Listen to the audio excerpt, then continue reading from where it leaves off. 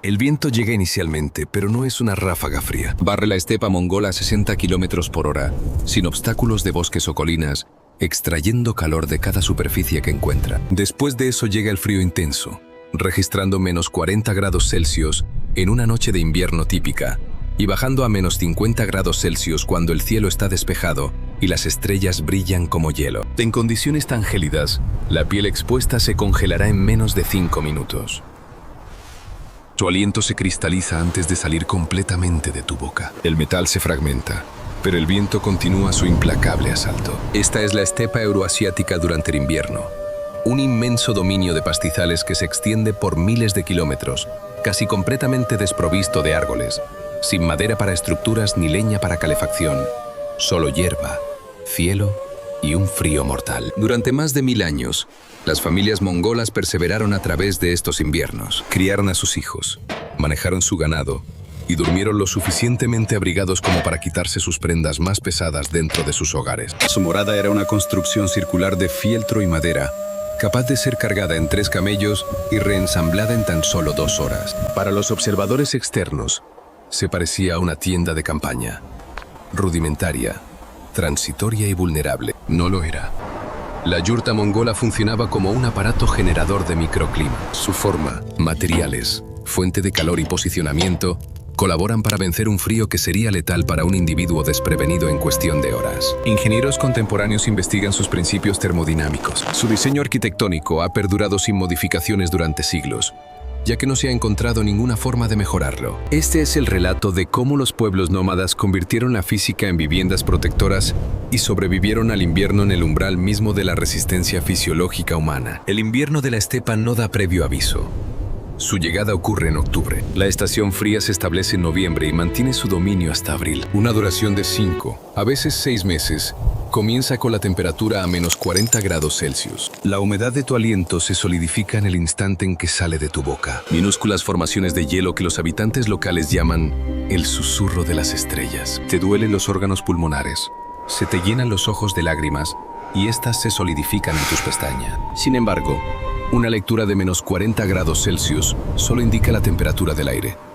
No tiene en cuenta el viento. La vasta estepa está despejada, abarcando miles de kilómetros de pastizales sin prácticamente barreras naturales contra el viento. Los vendavales invernales barren el terreno sin obstáculos, típicamente a 40 o 60 kilómetros por hora, aunque las ráfagas pueden alcanzar los 100. Esto no es simplemente un clima por el que se camina. Representa una fuerza física capaz de hacerte perder el equilibrio. Se infiltra por cada abertura de tu vestimenta, por cada zona descubierta de tu piel. El viento a tales velocidades genera un efecto de sensación térmica, haciendo que la temperatura percibida descienda significativamente por debajo de cualquier lectura de termómetro. A menos 40 grados Celsius con vientos de 60 kilómetros por hora, tu piel experimenta una sensación más cercana a los menos 70 grados Celsius. La congelación puede ocurrir en menos de 2 minutos. Además, el viento cumple otra función. Extrae el calor de cualquier objeto más rápidamente de lo que el aire en calma podría hacerlo. Este fenómeno se conoce como disipación térmica convectiva. Un refugio debe hacer algo más que simplemente aislar. No puede presentar ninguna vulnerabilidad al viento, ningún ángulo donde pueda engancharse, ninguna grieta por donde pueda penetrar. Una pequeña fisura puede convertirse en una fuga térmica significativa. Posteriormente, surge el desafío de los recursos. La estepa es exclusivamente pastizal, con solo vegetación visible hasta el horizonte en todas direcciones. El crecimiento arbóreo se encuentra únicamente cerca de los ríos, e incluso allí es escaso para la gente que reside en esta zona. La madera era un recurso excepcionalmente valioso, demasiado precioso para ser usado en la construcción y demasiado escaso para ser consumido libremente como combustible. En cuanto al calor, construir una vivienda de troncos y mantener un fuego grande y ardiente durante todo el invierno no era una opción viable. El pueblo mongol poseía ovejas, equinos, yaks y dromedarios. Tenían acceso a lana y fieltro, y utilizaban excrementos de animales secos como fuente de combustible, que era denso, ardía lentamente, pero era finito. Tenían amplios pastos para su ganado. Sin embargo, la madera no estaba disponible para ellos. En consecuencia, la vivienda que construían era transportable por bestias de carga y podía ser erigida por una familia en pocas horas. El GER proporcionó la solución a este desafío particular. Sin embargo, Comprender su eficacia requiere entender las formidables condiciones a las que se enfrentaba. El invierno en la estepa era más que meramente gélido. Representaba un asalto termodinámico multifacético. Esto incluía el frío radiante que emanaba de la tierra, la disipación de calor por convección debido al viento, la acumulación de humedad por la respiración y la escasez de materiales combustibles. Esto implicaba que cada rastro de calor debía ser conservado, retenido y utilizado con la máxima eficacia. En tales entornos, la existencia continuada de los humanos dependía enteramente de un diseño ingenioso. El término mongol correcto es ger, no yurta. Esta última es una palabra turca adoptada por quienes no pertenecen a la cultura. Ger significa hogar. Esta diferenciación tiene importancia, dado que los pueblos nómadas las construían en las estepas invernales, no era meramente una tienda de campaña. En cambio, funcionaba como una fortaleza móvil, ofreciendo capacidades térmicas que los campamentos militares occidentales solo lograron hacia finales del siglo XX. Si observas una desde el exterior durante el invierno, notarás una cúpula baja de fieltro de color blanco grisáceo.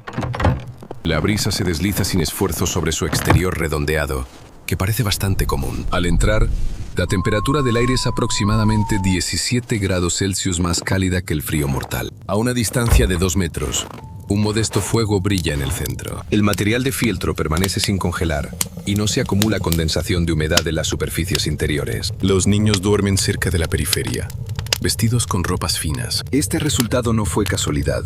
Resolvió un desafío de ingeniería donde la precisión era primordial.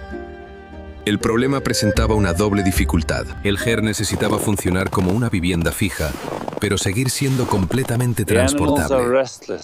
Una familia de nómadas se trasladaba trimestralmente, buscando pastos para sus campamentos de primavera, verano, otoño e invierno, cada uno situado en áreas distintas. La vivienda de invierno requería ser desmontada, cargada en dromedarios o yaks, transportada a través de las llanuras heladas y vuelta a montar en la nueva ubicación. 3 bestias de carga eran suficientes para transportar las piezas, y un cuarteto de miembros de la familia podía montarla en menos de 3 horas, a pesar del frío intenso y los dedos entumecidos. Sin embargo, la facilidad de transporte era intrascendente si el edificio resultaba térmicamente inadecuado. El espacio interior necesitaba mantener suficiente calor para ser habitable, idealmente entre 10 y 15 grados Celsius, incluso cuando las temperaturas externas caían a menos 50 grados Celsius. Debía soportar ráfagas de viento de 100 kilómetros por hora sin ceder. Necesitaba expulsar humo y humedad mientras retenía el calor, y lograr esto consumiendo muy poco combustible, ya que los recursos eran limitados. Cada componente del ger fue diseñado para satisfacer estos requisitos. Ninguna parte era ornamental, ni se incluyó nada simplemente por costumbre. Cada parte constituyente, la estructura, el fieltro, la entrada, la abertura, la posición del calentador, abordaba un desafío físico distinto. Si se quitara cualquier elemento individual, entonces toda la solución se desintegra. La estructura consistía en madera de sauce enrejada, tanto flexible como robusta. Creaba paredes con una configuración de diamante expandible, conocida como cana. Estas podían aplanarse para el transporte y extenderse en segmentos redondeados. Al montarse, los soportes del techo y unas se extendían hacia afuera desde el anillo central del ápice hacia las paredes enrejadas, pareciéndose a los radios de una rueda. Toda la construcción pesaba menos de 250 kilogramos y no utilizaba clavos, dependiendo únicamente de cierres de cuero y conexiones por fricción. Esta estructura cumplía 2 funciones clave. En primer lugar, establecía la forma perfectamente circular, evitando cualquier diseño ovalado o poligonal. Su circularidad impecable se debía a la superior relación superficie-volumen de un círculo, en comparación con cualquier otra forma. Una superficie más pequeña se traduce en menos puntos para que el calor se disipe. Además, el viento que encuentra un edificio circular fluye a su alrededor con una resistencia mínima. No hay esquinas ni superficies planas contra las que el viento pueda empujar.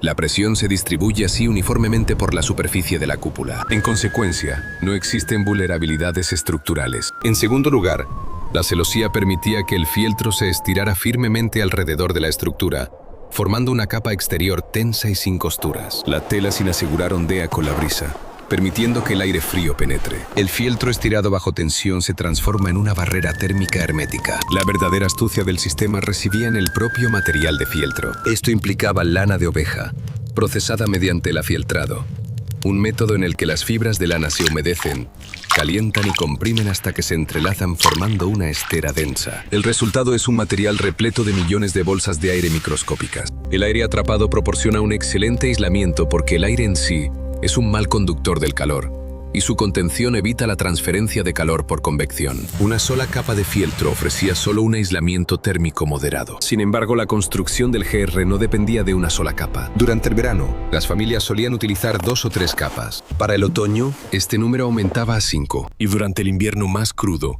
se empleaban 8 o 9. Cada capa sucesiva contribuía al grosor total. Las paredes finalmente alcanzaron un grosor de 10 a 15 centímetros. Esto estableció una capa de aislamiento térmico. Sus propiedades eran similares al aislamiento de fibra de vidrio contemporáneo. Sin embargo, el vapor de humedad permeable podía pasar gradualmente, impidiendo así la formación de condensación, la cual luego se solidificaría y, en consecuencia, comprometer la eficacia del aislamiento. Además, el fieltro repelía el agua. La lanolina está presente en la lana. Esta grasa natural la hace repelente al agua. Cualquier nieve que se asentara en la superficie de los engranajes se derretiría parcialmente debido al calor interno. Sin embargo, el agua no pudo permear. En su lugar, se escurrió o se vaporizó. Además, toda la configuración era adaptable ante la llegada de una ola de frío repentina. La familia incorporó entonces una capa adicional de fieltro, asegurándola con cuerdas. Por el contrario, cuando la temperatura aumentaba, se retiraba una capa. La configuración del GR podía modificarse diariamente para adaptarse a las condiciones predominantes. Las construcciones estacionarias carecen de esta capacidad. El aislamiento térmico de una cabaña de troncos está determinado por su construcción original. El contenedor se conformaba desde cada punto a lo largo de su periferia. El posicionamiento tenía la misma importancia que el propio material de fieltro. La radiación térmica se dispersa uniformemente en todas direcciones. Si un aparato de calefacción se coloca junto a una pared, el 50% de su calor se desperdicia, es absorbido por la pared y luego disipado al exterior. Colóquelo precisamente en el centro de un área circular. En consecuencia, todo ello emite calor hacia la zona habitable. Las particiones arqueadas reflejan la energía térmica de vuelta al interior. No existen rincones remotos donde el aire frío pueda acumularse. No hay áreas inactivas inaccesibles al calor. Todo el volumen interno se transforma en una esfera que retiene el calor, con la fuente de combustión situada en su núcleo. Esta ubicación central generaba una corriente convectiva. El aire caliente proveniente del calentador ascendía hacia la abertura del techo, reduciendo así la presión atmosférica cerca del nivel del suelo. Aire menos caliente, aunque todavía más cálido que el ambiente exterior, pero más frío que el aire cerca del techo, se movía por el suelo hacia la unidad de calefacción. Esto establecía un patrón continuo de circulación térmica en toda el área, sin necesidad de ventiladores ni conductos. La atmósfera permanecía en constante movimiento. Nunca se desarrollaron zonas frías localizadas. El material combustible consistía típicamente en argol, que es excremento de secado de ovejas, equinos o yaks. Esto puede parecer rudimentario hasta que se examinan sus características inherentes. Los excrementos de animales se queman de forma gradual y uniforme, proporcionando calor sostenido durante varias horas, a diferencia de la rápida combustión de la madera. Genera menos humo en comparación con la madera, un factor crucial dentro de un área confinada. Además, era omnipresente, especialmente en regiones donde la madera era lo suficientemente escasa como para reservarse únicamente para estructuras. El estiércol era abundante. Se recogía y desecaba durante los periodos más cálidos y luego se acumulaba para la estación fría. Una sola carga era capaz de proporcionar combustión durante toda la noche. Antes de retirarse, los hogares humedecían las llamas, restringiendo la circulación del aire para que las brasas siguieran brillando hasta el amanecer. El material de fieltro retenía suficiente calor, asegurando que incluso cuando el fuego se había reducido a meras brasas, las temperaturas internas se mantuvieran tolerables durante las horas más frías antes del amanecer. Sin embargo, la producción de calor representaba solo un aspecto del desafío. Sin regulación del movimiento del aire, la estructura GR privaría a sus habitantes de oxígeno o disiparía el calor en la frigidez letal. La entrada servía como el elemento regulador inicial, construida con un perfil bajo, generalmente midiendo entre 1.3 y 1.5 metros de altura. Las aberturas modestas permiten una menor fuga térmica al abrirse, y cualquier aire frío entrante permanece cerca del suelo, donde el flujo convectivo lo arrastra hacia el aparato de calefacción para calentarlo. Situada lejos de los dominantes vendavales invernales del norte, esta orientación protegía el punto de acceso de la nieve arrastrada por el viento y permitía que la luz solar invernal de ángulo bajo iluminara directamente la entrada durante los cortos periodos de luz diurna. Nunca se permitía que la entrada permaneciera entreabierta. Los hogares mongoles extendidos se movían con prontitud, entrando y saliendo rápidamente. La cubierta de fieltro volvía inmediatamente a su posición original. Durante periodos de frío intenso, se podía suspender una capa adicional de fieltro dentro del marco de la puerta, estableciendo así un mecanismo de esclusa de aire. El tuno, que era la abertura de ventilación del techo, funcionaba como el órgano respiratorio de toda la estructura. Este anillo circular en el ápice, situado en el punto más alto del techo, actuaba como el elemento fundamental donde convergían todos los soportes del techo. Sin embargo, su función principal era facilitar la circulación del aire. Los humos del aparato de cocina ascendían a través de esta abertura. La humedad generada por las actividades culinarias, la respiración y los ocupantes salía por esta abertura. Sin esta salida, el ambiente interno se volvería inhabitable en cuestión de horas. Sin embargo, una abertura expuesta en el techo cuando las temperaturas caen a menos 50 grados Celsius representa una pérdida catastrófica de calor. En consecuencia, el tuno estaba protegido con una cubierta de fieltro cuadrangular, conocida como ERC, que se operaba con cuerdas desde el interior. Cuando estaba completamente abierta, proporcionaba una circulación de aire óptima. Cuando estaba parcialmente cerrada, mantenía el equilibrio entre la expulsión de humos y la conservación del calor. Casi completamente cerrada durante las tormentas de nieve o las heladas severas, retenía el calor interno, permitiendo un movimiento mínimo de aire para evitar la asfixia y la acumulación de humedad. Esta adaptabilidad resultó crucial. Los factores ambientales en la estepa fluctuaban cada hora. Una noche tranquila a menos 30 grados Celsius requería una gestión del aire distinta a una noche a menos 45 grados Celsius, con vendavales de 80 kilómetros por hora. Los ocupantes monitoreaban continuamente el espacio interior. El exceso de humos requería ampliar la abertura. El frío excesivo implicaba restringir la abertura. Las gotas de humedad en la tela indicaban una circulación de aire insuficiente. Ajustaban el mecanismo instantáneamente, reaccionando a la retroalimentación de la vivienda. Las particiones de tela respiraban, aunque gradualmente. La niebla de agua podía permear las hebras de lana, impidiendo progresivamente la acumulación de humedad que se solidificaría en escarcha dentro del aislamiento y comprometería su integridad. Sin embargo, esta migración de humedad era lo suficientemente gradual como para evitar generar transferencia de calor por convección. El propio gas atmosférico no atravesaba las barreras. En cambio, solo partículas discretas de H2O migraban externamente. Lograr este equilibrio, donde se ha ventilado pero no con corrientes de aire, presenta un desafío significativo. Los materiales aislantes artificiales contemporáneos a menudo se quedan cortos en este aspecto, ya sea reteniendo la humedad o permitiendo un flujo de aire excesivo. La disposición espacial intensificó todos los aspectos, debido a que el área era redonda y abovedada. El calor ascendía inherentemente, con el aire más caliente llegando al ápice, pero la configuración abovedada evitaba su acumulación improductiva en el punto más alto. Su forma curva lo dirigía hacia abajo a lo largo de las superficies interiores. La estructura de celosía y el material de fieltro formaban una barrera térmica ininterrumpida, sin costuras ni conexiones por las que el aire pudiera escapar. Cada componente proporcionaba soporte a los demás, mejorando la resistencia de la estructura contra el viento y al mismo tiempo su hermeticidad. La configuración, la cubierta y la fuente de calor constituían un mecanismo autónomo. El diseño circular minimizaba la disipación térmica. El material de fieltro retenía el calor dentro de innumerables y diminutas cavidades de aire. La unidad de calefacción centralizada producía y distribuía el calor de manera efectiva. Las aberturas de ventilación permitían la regulación sin ningún derroche de recursos. Además, todo el conjunto era lo suficientemente ligero para el transporte, podía erigirse rápidamente en pocas horas y no implicaba gastos más allá de los recursos que ya poseían los pastores. Dentro de sus confines, un hogar podía preparar comidas. Podían descansar y soportar un periodo invernal de 5 meses, una duración que resultaría fatal para un individuo expuesto en cuestión de horas. Externamente, el vendaval barría la desolada extensión, con temperaturas que caían a menos 50 grados Celsius. La partición que separaba estos dos entornos distintos medía 15 centímetros, compuesta de fieltro, y un milenio dedicado a discernir qué funciona de verdad. El GR por sí solo resultaría inadecuado. Uno podría construir un refugio impecable y aún así sufrir de hipotermia si estuviera situado en un lugar inadecuado. El pueblo mongol comprendió este principio. Sabían que la topografía podía ayudar o dificultar los esfuerzos, que la propia tierra constituía un componente de su estrategia defensiva, antes de cualquier consideración de materiales de fieltro. La resistencia invernal comenzaba con la selección del campamento. Las familias mongolas no deambulaban sin rumbo por las estepas. Al inicio del invierno, migraban a los Ovulio, campamentos de invierno que habían sido utilizados durante numerosos años y ocasionalmente durante varias generaciones. Estos sitios no se seleccionaban al azar. Su elección se basaba en la experiencia práctica acumulada, derivada de periodos invernales tanto efectivos como ineficaces, y a través de la sabiduría heredada transmitida sobre la dinámica del viento y el frío en características topográficas particulares. La preocupación primordial era impedir el paso del viento en la estepa expuesta, con temperaturas que caían a menos 40 grados Celsius. Prevalecen vientos letales, pero la estepa no es uniformemente llana.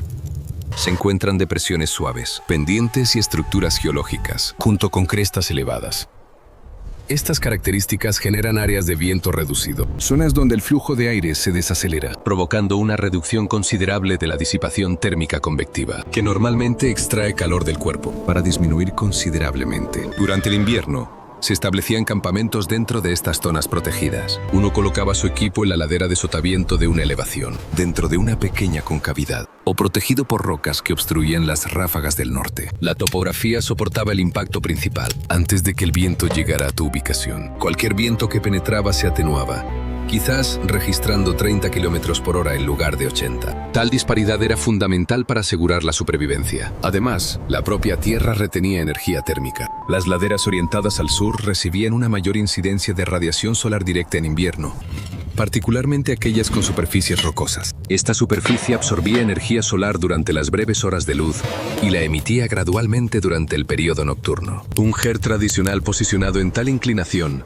descansaba sobre un terreno que estaba varios grados Celsius más cálido durante periodos de frío intenso. Incluso una pequeña diferencia de temperatura es significativa. Los valles ofrecían protección, aunque había que tener precaución. El aire gélido desciende a valles profundos y estrechos que carecen de salida. Durante la noche, el aire más frío se acumulaba en el fondo del valle. Las temperaturas en esos lugares podían descender más drásticamente que en la estepa abierta. Las familias mongolas evitaban esos lugares específicos. Optaban por valles poco profundos o posiciones a media ladera, permitiendo que el aire frío drenara hacia abajo en lugar de estancarse. El acceso al agua era indispensable, pero conllevaba riesgos inherentes. Incluso en invierno, el ganado necesitaba ríos o manantiales, pero las masas de agua generan sus propias condiciones atmosféricas.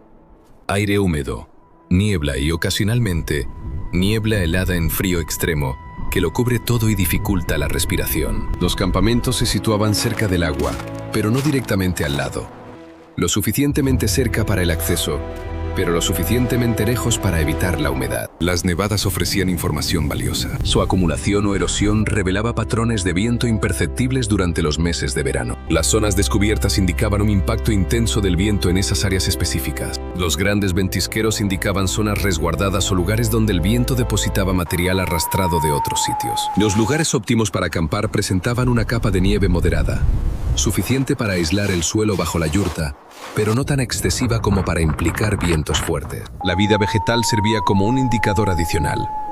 Ciertas hierbas y arbustos prosperaban exclusivamente en microclimas resguardados. Su presencia indicaba que el lugar experimentaba vientos más suaves y que el forraje de primavera reaparecería antes. Las circunstancias ambientales eran marginalmente menos duras. Estos especímenes botánicos funcionaban como indicadores del paisaje térmico invisible. Su posicionamiento también cambió. Incluso dentro de una zona de campamento invernal familiar, las familias reubicaban su GER según las condiciones estacionales. Si el viento cambiaba de dirección, a veces se movían, aunque solo fuera 30 o 40 metros, lo cual era suficiente para recuperar la zona protegida del viento. La naturaleza transportable del GER facilitaba este proceso. Un elemento capaz de ser reubicado en 3 horas podía ser reposicionado siempre que fuera necesario. Esta comprensión del terreno era tan intrincada como el plano arquitectónico del GER. Implicaba comprender el movimiento atmosférico sin fórmulas matemáticas, la dinámica térmica sin aparatos científicos y el desarrollo de climas localizados sin información meteorológica. Esto constituía una ciencia observacional, desarrollada mediante el escrutinio directo y retenida en su memoria espacial. Esta forma de relieve elevada obstruye los vientos del noroeste. Esa zona deprimida acumula aire gélido antes del amanecer. Esta ladera orientada al sur recibe calor más temprano una vez que aparece el sol. El GER y su entorno funcionaban en conjunto. La topografía reducía la velocidad del viento y proporcionaba un ligero aumento de la temperatura. La forma del GER desviaba el viento restante, mientras que sus paredes de fieltro retenían cualquier calor generado en su interior. Ningún elemento, por sí solo, resultaba suficiente. Combinados, establecían el amortiguador crítico esencial para la supervivencia. Cada parte constituyente tenía importancia. Si se eliminara un solo elemento, todo el sistema fallaría. La forma circular desviaba las ráfagas que de otro modo habrían destrozado las esquinas. El material de fieltro aislaba contra la pérdida de calor. Eso se habría filtrado a través de particiones menos sustanciales. Un hogar situado en el centro proporcionaba calor a una zona que habría sido inhabitable con una chimenea ubicada en una esquina. La abertura regulable permitía la salida del humo, reteniendo simultáneamente el calor que una abertura sin sellar habría disipado. El paisaje ofrecía protección contra ráfagas que habrían superado incluso las barreras térmicas más eficaces. Estos componentes no funcionaban de forma aislada. El GER funcionaba como un sistema cohesivo, con cada elemento constituyente reforzando a los demás. El sistema de calefacción central era eficaz únicamente debido a su configuración circular, que aseguraba una distribución uniforme. El revestimiento térmico de fieltro solo era eficaz porque la estructura de celosía mantenía su ajuste ceñido. El flujo de aire regulado solo era viable porque el material de fieltro permitía una respiración suficientemente lenta, evitando una rápida pérdida de calor. Esto requería exactitud. Un GER construido con una desviación ovalada, por mínima que fuera, experimentaría fugas térmicas. Capas de fieltro con intersticios permitían la entrada de frío, comprometiendo así toda la disposición. Un hogar posicionado lejos del eje central resultaba en áreas localizadas de frío. Un campamento establecido sin considerar los patrones del viento sometía la vivienda a presiones insuperables. El pueblo mongol había diseñado un aparato microclimático calibrado con precisión para un entorno donde la supervivencia dependía de tolerancias demasiado finas para permitir errores. El equipo conserva su aspecto original actualmente, ya que nunca surgió una justificación convincente para su alteración. Aproximadamente el 50% de la población de Mongolia sigue residiendo en estas estructuras. Y esto no se debe principalmente a la costumbre. Esto se debe a que ninguna alternativa funciona de manera más eficaz. Los individuos experimentaron con configuraciones alternativas. Volvieron al GER. Esto no era en absoluto rudimentario. Representaba una solución desarrollada a lo largo de siglos de mañanas gélidas. Y al observar dónde se acumulaba la nieve y dónde no, lo que provocaba la extinción de los fuegos, los principios de la física lo moldearon tanto como cualquier artesano experto. Los ingenieros modernos continúan analizando su circulación de aire, su distribución de masa y la forma en que la energía térmica impregna su fieltro multicapa. Los mongoles lo construyeron impecablemente en su primer intento, en una región que no permitía modificaciones posteriores.